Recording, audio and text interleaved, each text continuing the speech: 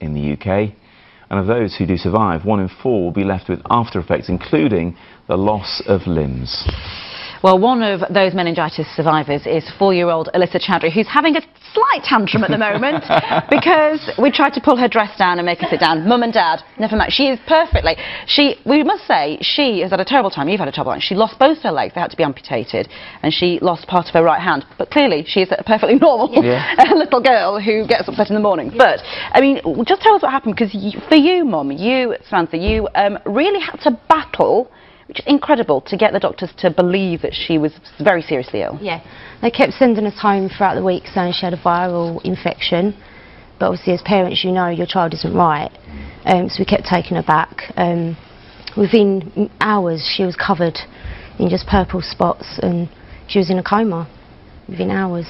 And were you aware of the signs, because you hear about the rash that won't go away and that kind of thing? Were you aware that it could be meningitis, or was it just your intuition as a mum? No, I wasn't aware of it at all.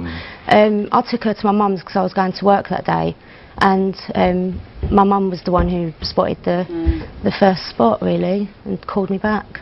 And had they spotted it earlier, had it been acted on earlier, you think she might not have had to have 2 prosthetic legs now? And no, she may not have lost her legs, but she has, so it's something you've just got to push through. Emmanuel, this has fired you up to make sure it doesn't happen to any other parents or children like Alissa. Yeah, I mean, we try to raise as much awareness as possible and raise as much money for the Meningitis Trust as possible, because, you know, it's one of those things where we learnt so much about it only because we were going through it. So it was just a case of, you know, trying to... Daisy. But the point is, as well, look at you two, you're just like, we're on the telly and she's acting up.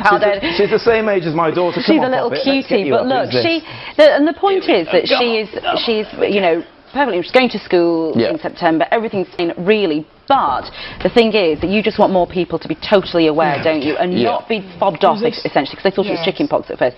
If you have instincts, go with it. Yeah, definitely, and keep pushing until you get your proper answer. Yes.